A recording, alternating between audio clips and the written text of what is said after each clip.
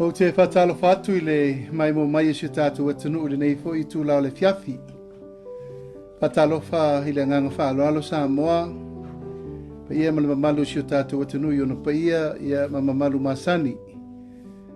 Pa ia wha le tala le lei, mamalu wha le atunu ia tainane mamalu wha le malo. Ia le tua, ia ua mau fo ni lau lau tā ua. E batu ele nei whasi silanga mal whawhiloa I alo ia pa ia mal mamalu. Le tapu inga mau a Samoa lo lala I Samoa matunu mamao. Ko manatu e batu le nei whasi silanga mal le whalau loa alo ia. Ona wei po inisio tūlanga le maalofia o tūlai mai ia te au nei. E mai se le whai ngā malanga mai Samoa na nafi. Ia ona sa inga tonga fiti mai Samoa mo New Zealand. Paulava leo le ngango le nei whaasisilanga ina ia mau pea le tō vai ma ia awal whaapuleina le pa ia ma le malu si o tātua tanu. O le nei sairi ngā ngase ma le sairi ngā tonga fiti ua lewa o na tatau o na whaatinoina. Pei tai ia na ia lava le nganga se I whaamae a le leita o lumanga o tāpenanga. O le tātou whainga malo whiwhiria ma le whaatau tonga. Ia o na whaatau uloa la ia. Mai o nei whaasisilanga o tu inatu le nganga whaaloalo I lau tāpua I mai Samoa. Ia o loo Manuia me talu na o taunu mai I le afiafia na nafi. O le mafuaanga ma le whaamoemoe re lava sa tau talangi I lungo nisi fo whaataltena noanga mtusitala. Ia o no loo bae sa afia I tau lumanga lo vau le whaasolongo o tāpenanga o le whainga balota. Pei tai elo se mea tele whaapole naisi o tātou atunu. Ona o te usiu sta I tūlanga o whaamoemoenga ua whautua ina ia o e li ima tamai tei fō mai. E te tau pēnu usau e vaisia ki whafo mai pe o tūlangai. Ia, mor si fia la le malu le tātou atunuu ina ia mau pelto fi malie ia malenganga e awal whaapoleina o leo te Manuia. O manatu e vatuai pesa o tau talanga whapēnei I le whale mai o lea o te malo loma I ai ma whaasolo ai ia siaki ma mea uma. O loo tau nuu mea le tūlanga Manuia, ia e mai se foli tāpua I mai isi o tātua tunu.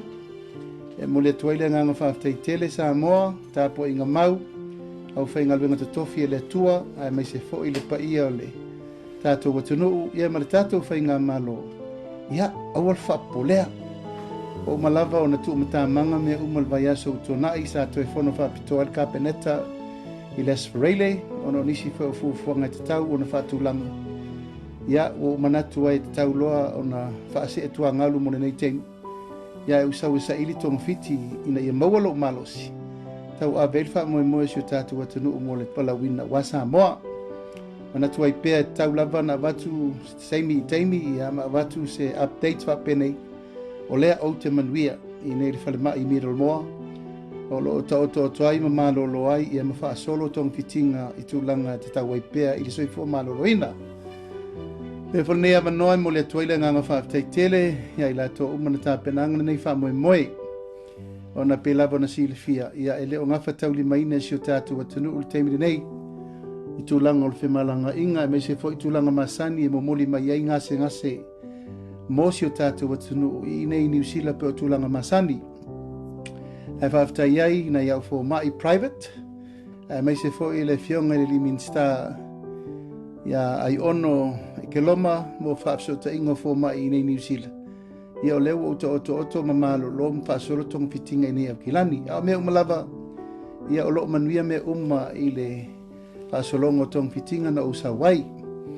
Mai a fōi ona whonoa ka peneta, ma o tu atul whaatuatuanga atoa I le fionga I le sui palemia le fionga ia Mulipola, ana rosa ale morio. Male ka peneta, e whaasolo tūlanga uma. O mai o na tāpena iai le whaamoemoe. O ngā luenga whaatino e meise le tāpenanga o mea uma e whaasolo aisu tātua tulu nei teimi. Ia, au manatu Samoa uma o lo lalampa pa au ia tunu mamao, a inga wō mai masani, mai se whale tāpua I mai isi o tu malo. Ia, no manatu lava e awal whaapo le tele le atunu e paise whaasisi langa o taunu mai nei ono tūlanga o sesi tūlanga whaapea e tū ngā tele e le ai. Paulava lea o te Faafetai ua mau fo le taimi o te sau e siakir fō mai. E mwhaisi na malo o longa lai titi. Ia o lo mai o le lima tausaga o le mea umi. A ua manatu e taupea ia o na maua le malo longa Mawal whaasiri ngā malosi. Ia wa Manuia, mawal soifua malolo ina lele. Ia ufa pena fo in solonga lele whatinonga o tātou ngā luenga uma. Lofangia le tua Samoa lau tāpo i mai. Mai se fo i le paia malama malu Samoa lo lalam papa au i New Zealand nei. Mai se fo i tawhai fio le larolangi. Tātou whanua no manupe i le tua. I lona lofa mlona le i malu pui pui al tātou soifua. Mo le atu foi mo ngā lofa i le fio marsui pālamia ma le tātou whai ngā malo. Mai se tūlanga tofi uma o ena te tofi mwhiriwhiria wale tāpena ina. O le tātou nofo o England nei, ia manatu. Wha moe moe mea uma i le atua e Manuia i o tātou whaiva. Ia manu te leina le nei e fiafi Samoa. O le update tu lava tātou i nei. Ka wha pe inis tūlanga mo le sila fia si o tātou atunu. A lea lava o tau sila mai o le wha mauninga o lea o te Manuia. Ia, Manuia tele nei e fiafi Samoa, Manuia foi whasausaunga, Manuia foi whaiva matiute o le awhenga ia i le nei vai aso, au matiute mga luenga.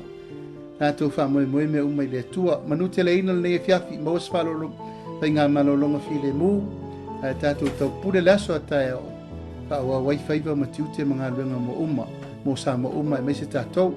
E au whai Tatalo, ia, lafo atu i lau tō mtawhai o i whai, o whangia le tua wā lau tō Tatalo wha Manuia. O wa Samoa malona malo.